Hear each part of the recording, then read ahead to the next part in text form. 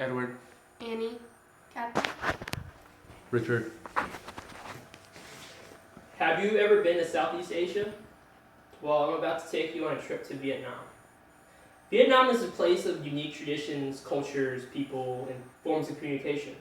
My parents were born and raised in Vietnam, and I had the privilege to grow up in a very traditional Vietnamese culture, so I got to experience it in America firsthand.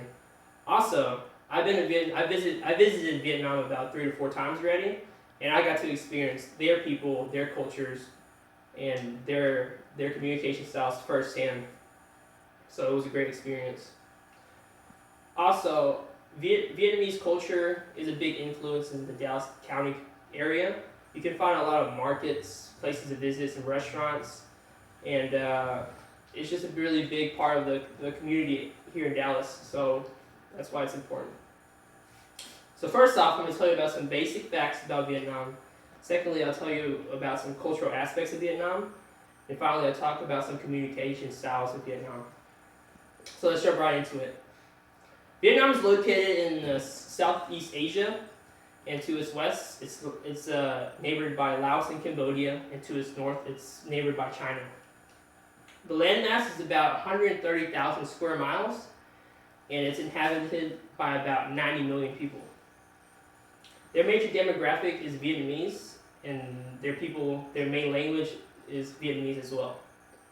The country is run by a socialist government, which is otherwise known as communism.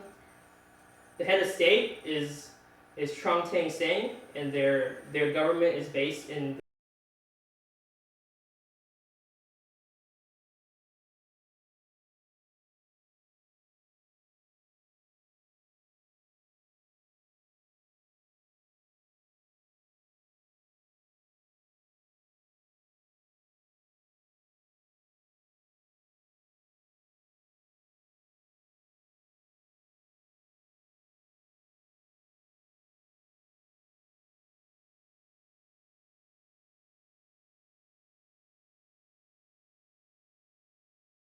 about Vietnam is their food.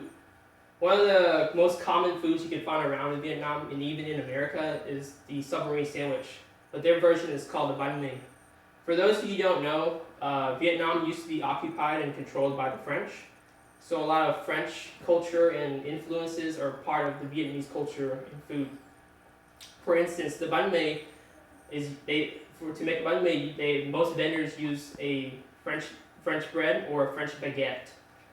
And inside the baguette, they usually line the bread with a French pate before putting some sort of meat in it, either it be grilled pork, grilled chicken, or grilled beef. After they put that stuff in, they usually line it with pickled veggies that they make themselves. My personal favorite is probably grilled pork with pickled veggies, but that's just me. Most vendors have their own signature styles, so it just depends on what your taste is, and you can find banh mi vendors anywhere in Vietnam. So aside from the delicious delicacies that you can find in Vietnam, this country has a lot of unique forms of communication. First off, they are a collectivist culture, meaning not only do they take care of themselves and their direct family, it also extends out to their extended family, friends and friends of friends, who they are very loyal to. Next, on the power distance scale, they rate very high on it, meaning they're okay with the distribution of unequal powers. So meaning some people might have more power, some people have less power. They're perfectly fine with it.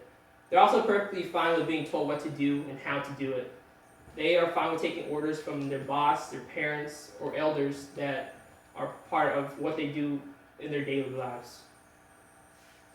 Finally, to conclude, I first talked about how some of the basic facts about Vietnam and some of the cultural aspects of Vietnam, and finally how they communicate in some forms of communication. I hope after all of this, it sparks some interest in you guys. Maybe you guys want to visit some markets, some restaurants, maybe actually visit Vietnam itself. But especially, you guys should try some of their food though, because that's the best. Thank you.